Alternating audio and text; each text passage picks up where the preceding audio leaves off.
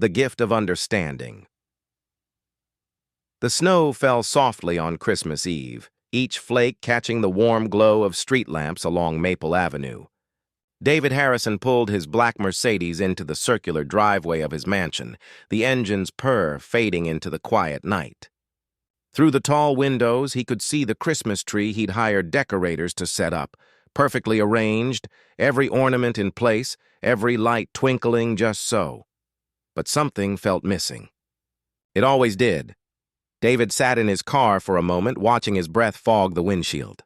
At 42, he had everything money could buy. The sprawling house, the successful tech company, the respect of his peers. Yet as he looked up at his son Tommy's bedroom window, dark and empty, the familiar ache settled in his chest. Tommy was spending Christmas with his mother and her new family in California. Again. The divorce 3 years ago had been civil, but it had torn David's world apart. He'd thrown himself into work, building his company into an empire, telling himself he was securing Tommy's future. But late at night, in the silence of his too-big house, he wondered if he was just running from the loneliness. David finally stepped out of the car, his expensive shoes crunching on the pristine snow. The cold air bit at his face as he walked toward his front door, fumbling for his keys. That's when he heard it, a soft rustling sound coming from the side of his house. He paused, listening. There it was again. Someone was going through his garbage bins. David's first instinct was to call security. His neighborhood didn't see much crime, but you never knew. He pulled out his phone, then hesitated. Something about the sound was different. Careful, almost apologetic. Curiosity overcoming caution, David walked quietly around the corner of his house. In the glow of his motion sensor light, he saw her, a woman in her 30s wrapped in a thin coat that had seen better days. She was methodically going through his recycling bin, her movements deliberate and respectful. She wasn't making a mess or being destructive. She was simply searching. "Excuse me," David said softly, not wanting to startle her. The woman froze, her hand halfway to a discarded cardboard box. She turned slowly, her eyes wide with fear and embarrassment. She had kind eyes, David noticed, despite the weariness etched in her face. "I'm sorry," she said quickly, stepping back from the bin. "I wasn't taking anything valuable, just some cardboard and maybe some bottles. I'll leave." "I'm sorry. Wait," David said, raising his hand gently. "You don't have to run. Are you okay?" The woman, Sarah, she would tell him later, looked at him with surprise. She'd expected anger, maybe a threat to call the police. "Not concern. I'm fine," she said, which they both knew was a lie. David studied her face in the soft light. There was dignity there, despite her circumstances. Pride mixed with desperate need. He recognized something in her expression. The same look he'd seen in his own mirror during the darkest days after his divorce. "My name is David," he said, taking a small step closer. "And I'm going to guess you're not fine." Sarah's shoulders sagged slightly. "Sarah," she said quietly. "And no, I'm not fine. But I'm not looking for charity. What are you looking for?" She glanced back at the recycling bin. "Cardboard. Clean cardboard. And maybe some bottles I can return." She paused, seeming to wrestle with herself. "My daughter Emma is 8 years old. We're staying at the shelter downtown, and tomorrow is Christmas. I wanted to make her something. A dollhouse, maybe, out of cardboard. She's been so good about everything. About losing our apartment, about Daddy not being around anymore. She deserves something special." David felt his heart tighten. An 8-year-old girl. The same age Tommy had been when the divorce happened. "A dollhouse?" he repeated. "I know it sounds silly," Sarah said quickly, "but she loves to play house. And I thought if I could find some good cardboard, maybe some fabric scraps, I could make her something. The other kids at the shelter, they'll have presents from the charity drive, but I wanted to give her something from me. Something I made." David was quiet for a long moment. He thought about his own house, filled with expensive things that brought him no joy. He thought about Tommy, 3,000 miles away, probably surrounded by presents worth more than Sarah's monthly income.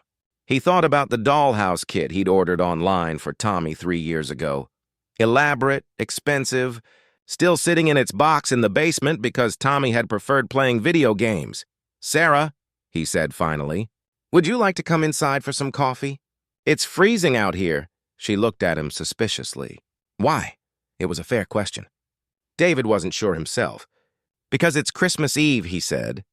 "And because I think I might be able to help with that dollhouse." 20 minutes later, Sarah sat in David's kitchen, her hands wrapped around a steaming mug of coffee. She'd been hesitant to come inside, but the warmth had eventually won her over. David had called the shelter to let them know Sarah was safe, and now they sat across from each other at his granite island. Two strangers brought together by the strangest of circumstances. "I used to build things with my son," David said, pulling out his phone to show her pictures of Tommy. "Tree houses, model planes, that sort of thing. I wasn't very good at it, but he didn't seem to mind." Sarah smiled, the first real smile he'd seen from her. "Emma loves building things, too. She makes castles out of whatever she can find. Blocks, books, even shoeboxes." "How long have you been at the shelter?" 3 months. Sarah's voice grew quiet. "My husband left when Emma was 6. I managed for a while, working 2 jobs, but then I got sick. Pneumonia, missed too much work. Lost the jobs, then the apartment." She looked down at her coffee. "It's temporary. I start a new job next week. Receptionist at a dental office. We'll get back on our feet." David nodded, hearing the determination in her voice. "What about Emma? How is she handling all this?" "She's amazing," Sarah's voice filled with pride. "She never complains. She helps the other kids at the shelter, shares her snacks. She tells me we're on an adventure, that we're pioneers like in the books I read to her." Sarah's eyes glistened. "She's better than I deserve." "Don't say that," David said firmly. "You're doing everything you can for her. That's what good parents do." They talked for another hour, sharing stories about their children, their fears, their hopes. David found himself opening up in ways he hadn't in years. When Sarah finally said she should get back to the shelter, David had an idea. "The dollhouse," he said. "Would you let me help you build it?" Sarah looked uncertain. "I can't pay you. Not for money," David said quickly. "For the joy of it. For the chance to build something that will make a little girl happy on Christmas morning. I have a workshop in my garage, all the tools we'd need. And I happen to have a dollhouse kit that's never been opened." Sarah stared at him. "Why would you do this?" David thought about it. "Because sometimes helping others helps us find our own purpose. Because it's Christmas Eve and a little girl deserves magic. And because—" He paused, surprised by his own honesty. "Because I miss building things that matter." They worked until dawn, Sarah's artistic vision combined with David's tools and resources. The dollhouse that emerged was nothing like the sterile kit from David's basement. It was unique, creative, filled with tiny details that Sarah crafted from scraps and imagination. David found himself laughing more than he had in months, watching Sarah's face light up as their creation took shape. When Christmas morning came, David drove Sarah back to the shelter, the completed dollhouse carefully loaded in his car. He watched from the doorway as Emma opened her mother's gift, saw the little girl's face transform with wonder and joy. "Mommy, you made this? For me? I had some help," Sarah said, glancing back at David with gratitude. As David drove home through the quiet Christmas streets, he realized something had changed. His house would still be empty, Tommy would still be far away, but the ache in his chest had shifted. It was still there, but it no longer felt quite so hollow. His phone rang as he pulled into his driveway. Tommy's name appeared on the screen. "Merry Christmas, Dad," his son's voice came through, warm and sleepy. "I know it's early, but I wanted to call before everyone else wakes up. I miss you." "I miss you too, buddy," David said, his voice thick with emotion. "Merry Christmas, Dad? Are you okay? You sound different." David smiled, looking at his house with new eyes. "I'm good, Tommy, really good.